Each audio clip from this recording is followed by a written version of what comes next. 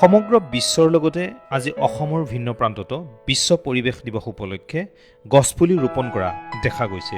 বজালীৰ ভিন্ন স্থানৰ লগতে নতুন বৰলা ভাতৃ সংঘৰ সদস্যসকলে আজি পুৱাৰ ভাগত অনুষ্ঠুপীয়াকৈ বৃক্ষৰোপণ কাৰ্যসূচী হাতত লৈ বৰলা গাঁৱৰ সকলো ৰাজহুৱা স্থানত গছপুলি ৰোপণ কৰাৰ পদক্ষেপ হাতত লয়।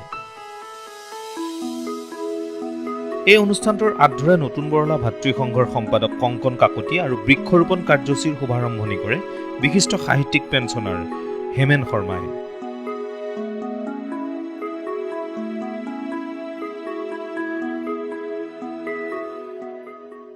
বিশ্ব পৰিৱেশ দিৱস আজি নতুন বৰলাৰ ভাতৃ সংঘৰ সদস্যসকলে অক্লান্ত পৰিশ্ৰমেৰে এই অনুষ্ঠানটো পৰিৱেশন কৰি গছপুলি ৰোপণ কৰাৰ দায়িত্ব গ্ৰহণ কৰি মোক লগতে নতুন বৰলা ৰাইজক উৎসাহিত কৰিছে।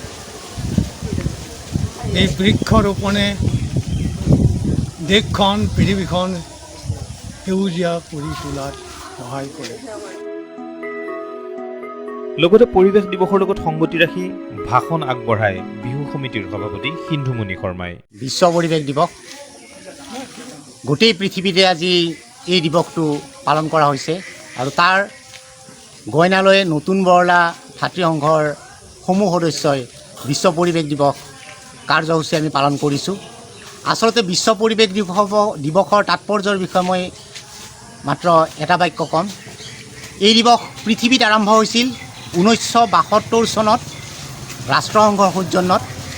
পৃথিৱীৰ গ্ল'বেল ৱাৰ্মিং যিটো পৰিৱেশৰ যিটো গোলকীয়কৰণ, য'ত নেকি আমাৰ অতি লাগতিয়াল গেছ অক্সিজেন আমাৰ ভূগোলকীয় উষ্ণতাৰ কাৰণে কমি গৈছে, তাৰ প্ৰতি লক্ষ্য ৰাখি মানুহ জীৱ জন্তু জীয়াই থকাৰ আশাত ৰাষ্ট্ৰসংঘই 1972 চনৰ 5 জুন তাৰিখে 5 জুনৰ পৰা 16 জুনলৈ মানুহক ৰক্ষা কৰাৰ কাৰণে গছপুলি ৰুই পৰিৱেশক ৰক্ষা কৰাৰ কাৰণে এটা প্ৰচেষ্টা হাতত লৈছিল আৰু তেতিয়াৰ পৰা পৃথিৱীত এই বিশ্ব পৰিৱেশ দিৱসটো পালন কৰি আছে।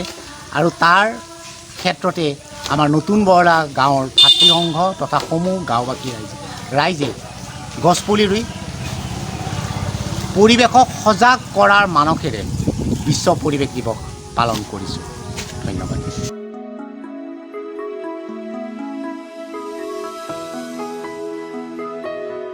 বজালী প্ৰতিবেদক JCC ডিজিটেল।